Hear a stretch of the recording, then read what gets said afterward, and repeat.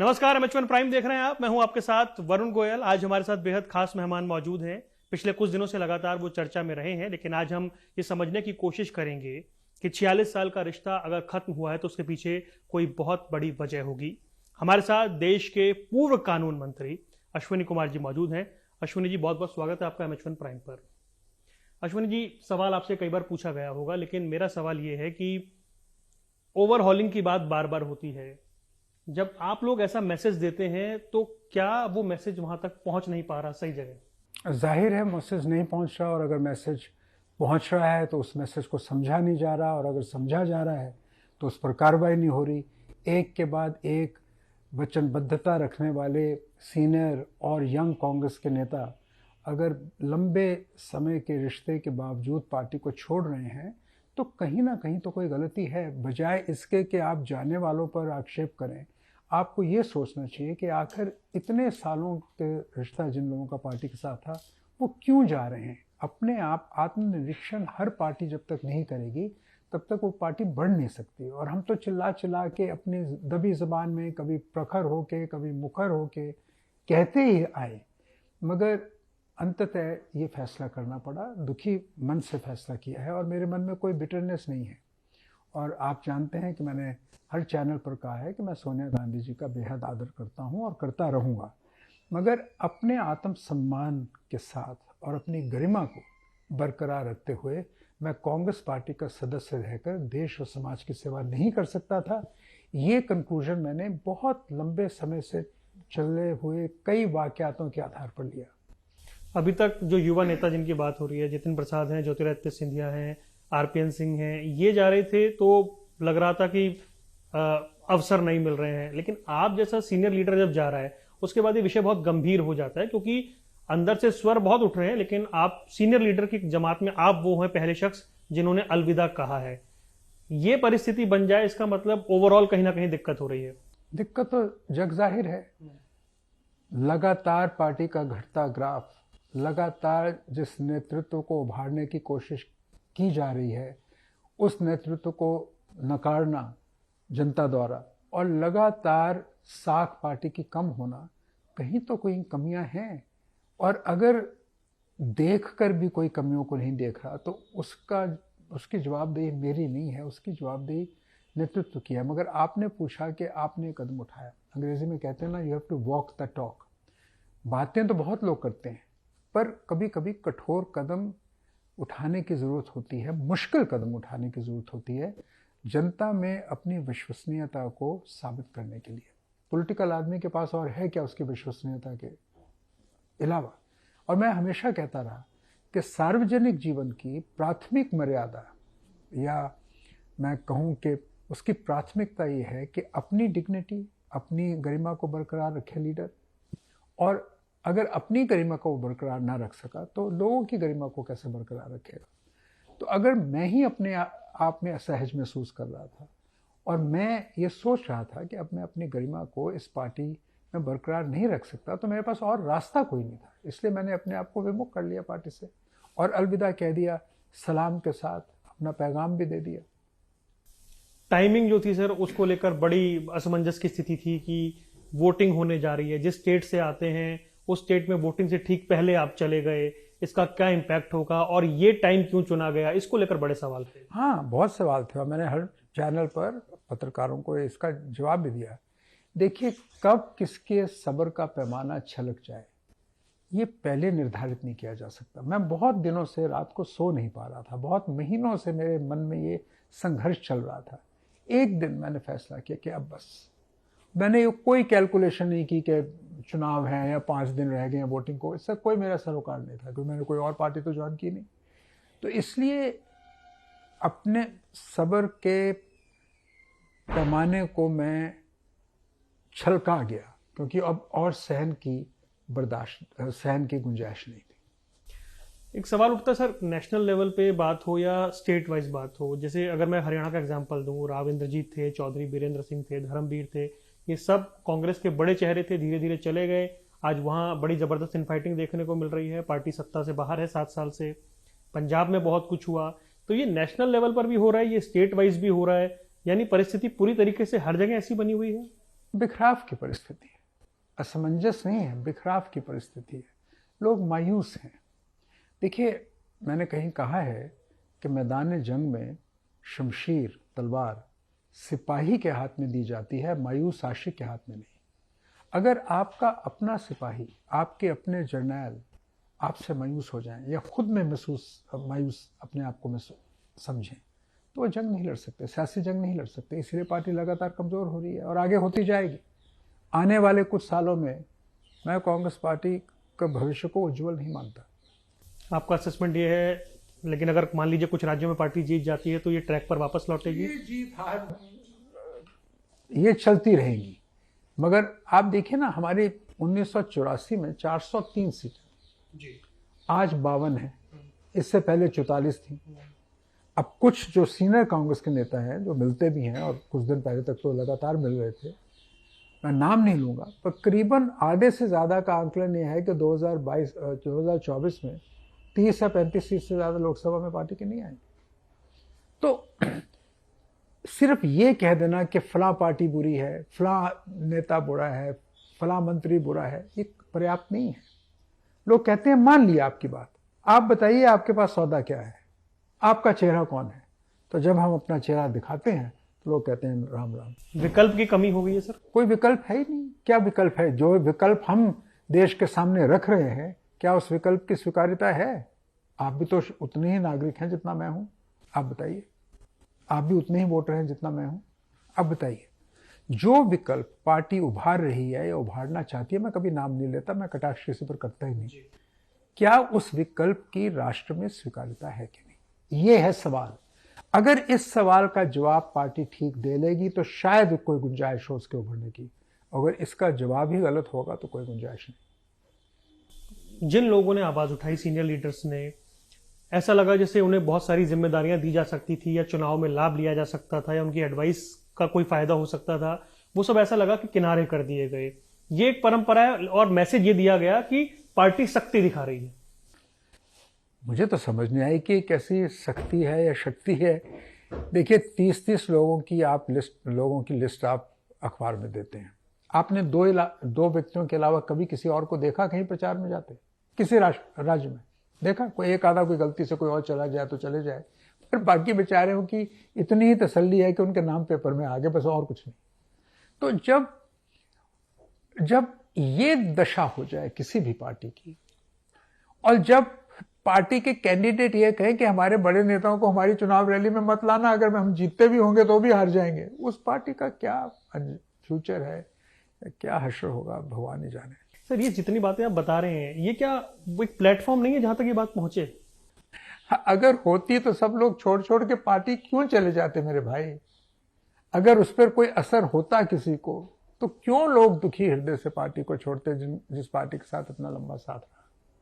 कुछ मैं senior leaders की बात कर रहा हूँ। गुलाम नबी आज़ाद, उन्हें पद्म पुरस्कार दिया गया, तब बहुत सारी बातें हुई। आपकी पार्टी के बहुत लोगों ने आपकी जो पार्टी थी बहुत सम्मान दिया कि देखिए इतना बड़ा पुरस्कार मिल रहा है, अक्रॉस द पार्टी लाइन कुछ बातें होती हैं। लेकिन उन्हीं के जो सहयोगी रहे, मंत्रिमंडल में साथी रहे, वो इस तरह की टिप्पणी कर जाएं और जिस तरह के शब्दों का इस्तेमाल हुआ, क्या ये ठीक था? बहुत अभद्र टिप्पणी थी। मैंने तो राष्ट्रीय टेलीविजन पर जाके उस टिप्पणी का खंडन किया। मैंने कहा, एक विरोधी सत्ता पार्टी अपने विरोधी दल के एक प्रमुख नेता को राष्ट्र सम्मान देती है, आपको फख्र से स्वीकार करना चाहिए, नम्रता से स्वीकार करना चाहिए, बजाय के उस व्यक्ति के खिलाफ अभद्र टिप्पणी करना। जो छोटे लोग हैं वो अभद्र टिप्पणी ही करते हैं। जिसने टिप्पणी की, मैं उसकी बात कर रहा हूँ और किसी की बात नहीं कर रहा। तो कहने का मतलब है, उसी तरह सुभाष चंद्र बोस जी का बुत लगाने की जब बात हुई तो उस पर इनडायरेक्ट कंट्रोवर्सी करने का क्या जरूरत थी? नेताजी तो सारे राष्ट्र के हीरो हैं, क्या जरूरत थी? तो जब सोच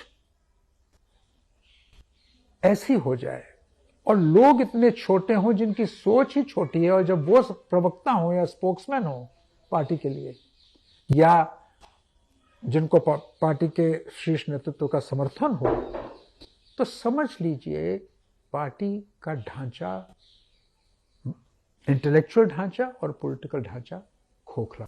ये क्या गोल स्कोर करने की कोशिश होती है क्या जब ऐसी टिप्पणियां होती हैं? ये तो आप जिस तरह चाहें इसको देखिए। पंजाब की बात करते हैं सर। अभी जो परिस्थिति बनी, चुनाव संपन्न हो गया है, नतीजे जो आएंगे वो सबके सामने होंगे, लेकिन 4 साढ़े 4 साल तक ऐसा लग रहा था कि कांग्रेस बड़ी मजबूत स्थिति में वहां खड़ी है। उसके बाद कैप्टन अमरिंदर सिंह को हटाया गया वहां पर, और जो परिस्थिति बनी, जिस तरह की भाषा का इस्तेमाल हुआ, जिस तरह की टिप्पणियां की गई, आपको क्या लग रहा है ये जो पूरा पंजाब का विवाद था, इसे बेहतर तरीके से सुलझाया जा सकता था? यकीनन यकीनन सुलझाया जा सकता था। और सब लोग चिल्ला चिल्ला के कहते रहे कि देखिए, जिस ढंग से आप निकाल रहे हैं कैप्टन अमरिंदर सिंह जी को, वो उचित नहीं है। आखिर वो कदावर नेता हैं पंजाब के, और रात के अंधेरे में फैसला लेना और सुबह सीएलपी मीटिंग बुलाना और फिर उनका इस्तीफा होना, पंजाब के लोगों ने इसका बुरा माना। इसके अलावा जो पिछले 3 महीने में जो 112-13 दिन चन्नी सरकार की, जिसके बारे में बहुत बात हुई, वो जो तमाशा बना है कांग्रेस का, जग जाहिर है। जिस तरह की शैली इस्तेमाल की गई, जिस तरह की अभद्र भाषा का इस्तेमाल हुआ, एक दूसरे के खिलाफ जिस तरह की टिप्पणियां की गई, क्या ये शालीनता का प्रगटावा था? क्या ये शालीन राजनीति का उदाहरण है? देश के लोग अंततः अच्छाई, शराफत, शैली, भाषा, ये सबको समझते हैं, और अंततः वोट उसी को मिलता है। मैंने कहीं कहा है, जिस पार्टी का बड़ा नेता अक्खड़पन और अकड़ की राजनीति करेगा और अभद्र शैली का इस्तेमाल करेगा, वो हारेगा, चाहे वो किसी पार्टी से हो। ये आप देख लीजिएगा। एक लंबा समय पंजाब में बिताने के बाद हमने देखा कि चुनाव अनाउंसमेंट से लेकर के और वोटिंग के दिन तक, पहले तक, लगातार कोई ना कोई कांग्रेस छोड़कर जाता रहा। जगमोहन कंग से लेकर पूर्व प्रधान साहब, मतलब लगातार ही चलता रहा। वो पंजाबियों कहते हैं साम के रखना, ये वाली कोशिश कहीं दिखी नहीं। ये तो आपके सामने ही है। अगर किसी को संभालना होता है तो कारगर कदम उठाने होते हैं। बातों से कोई नहीं संभलता राजनीति में। आप छुपड़ी छुपड़ी बातें कर दो जब आपको ज़रूरत हो, तो कोई लोग मूर्ख तो नहीं है ना। सारी ज़िंदगी जिन लोगों ने राजनीति की, उनको पता है। तो इसलिए मेरा ये मानना है कि आज देश को, ज़रा बड़ी बात कर लें, आज देश को सकारात्मक राजनीति की ज़रूरत है। कोई पार्टी अछूत नहीं, कोई नेता अछूत नहीं, और कोई परफेक्ट नहीं। जब कोई परफेक्ट नहीं, तो किसी को अछूत कहने का किसको क्या अधिकार? इसलिए अब ये होने वाला है कि जो लोग अपने मन और मस्तिष्क से फैसला करेंगे, बड़े हृदय से फैसला करेंगे, वो जहां से अच्छाई है उसको ले लेंगे, जहां बुराई है उसको छोड़ देंगे। ऐसा ही होना चाहिए। इसी को सकारात्मक राजनीति, सकारात्मक लोकतांत्रिक राजनीति का नाम दिया गया है।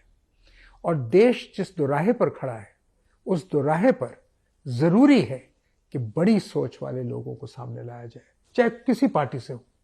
जब सारी पार्टियों के अच्छे लोग मिलकर आगे चलेंगे तो देश भी आगे चलेगा। अगर देश दोराहे पर खड़ा है सर, जो आप बात कह रहे हैं, तो फिर अश्वनी कुमार कौन सी राह पकड़ने वाले? अश्वनी कुमार आत्मसम्मान और अपनी गरिमा को जहां बचा सकेंगे वो राह पकड़ेंगे। और मैं चलते चलते आपके टीवी के माध्यम से जो बहुत अकड़ वाले राजनेता हैं, चाहे वो किसी पार्टी के हों, उनको एक पैगाम देना चाहता हूं। और वो पैगाम ये है, शायर की जुबानी, हम छीन लेंगे तुमसे तुम्हारी ये बेनियाजी, हम छीन लेंगे तुमसे तुम्हारी ये बेनियाजी। बेनियाजी का मतलब होता है अकड़, अहंकार। तुम मांगते फिरोगे, तुम मांगते फिरोगे हमसे गुरूर अपना। तुम हमसे फिर दया की भीख मांगते फिरोगे। ऐसी परिस्थिति आ रही है। G23 जो बात कहता है, उस बात को भी गंभीरता से क्यों नहीं लिया जाता? नेताओं के घर पर कार्यकर्ता पहुंच जाते हैं, हंगामा होता है। गलत था। मैं किसी से अगर आपके विचार ना भी मिलते हों, तो किसी नेता के घर पर पहुंचकर पथराव करना बिल्कुल सरासर अनुचित है, गलत है। ये लोकतंत्र नहीं है। कुछ लोगों ने संकेत दिया कि हाईकमांड ऐसा सोचता है कि ये जो मौजूदा सरकार है, एक वक्त आएगा कि इसके खिलाफ एंटी इनकम्बेंसी बहुत अच्छे लेवल पे क्रिएट हो जाएगी और फिर बदलाव हो जाएगा। क्या ये राजनीति चलेगी? 8 साल से तो इसका इंतजार कर रहे हैं, अब आगे और कर लें 18 साल। एंटी इनकम्बेंसी के से ही सरकारें नहीं बदलती। अंग्रेजी में कहावत है, जो कहा जाता है, people do not vote governments in, they vote governments out. इसका मतलब है कि जिसके खिलाफ एंटी इनकम्बेंसी हो उसको सरकार से निकाल देते हैं। ये ठीक है, मगर दूसरा इसकी लाइन क्या है वो कोई नहीं पढ़ता। People vote governments out only when they know who to vote in. वो तो सामने है, किसको वोट करेंगे? जो कांग्रेस अपना नेतृत्व उभार रही है और जिसको वोट कराना चाहती है उसको तो आज के दिन तो जनता वोट नहीं करने वाली। हाँ, 20 साल बाद कर दे तो कोई बात नहीं, तब तो उसकी तो गारंटी कोई ले नहीं सकता। अंत में एक दो सवाल है सर, बुनियादी दिक्कत आपको कहां दिख रही है कि कहां से ठीक किया जाए? पार्टी अपने ही नेताओं को गिराती है और अपने ही लोगों को नीचा दिखाती है, इसलिए पार्टी खोखली हो गई। ममता बनर्जी जब बंगाल में चुनाव जीती, कांग्रेस के 44 विधायक थे, इस चुनाव में 0 हो गए, दिल्ली में भी 0 हो गए, तो एक तरह से बधाई दी गई कि उन्होंने बीजेपी को हरा दिया। अब ये कहा जाता है कि वो बीजेपी की बी टीम है। अब जो कहते हैं मैं उनके बारे में क्या कहूं, जिसको दुनिया जैसे समझती है, दुनिया देखिए ये जनता है, सब जानती है, सबको सब कुछ पता है। अब जो जो कह रहे हैं उनको मुबारक। चलिए अश्विनी जी, आपने वक्त निकाला, हमसे बात की, आपका बहुत बहुत धन्यवाद। बहुत शुक्रिया। देश के पूर्व कानून मंत्री अश्विनी कुमार की खरी खरी इशारों में बहुत कुछ उन्होंने कह दिया है। समझने वाले इसको वक्त पर समझें, यह बहुत जरूरी है। इस खास पेशकश में इतना ही, दीजिए इजाजत, नमस्कार।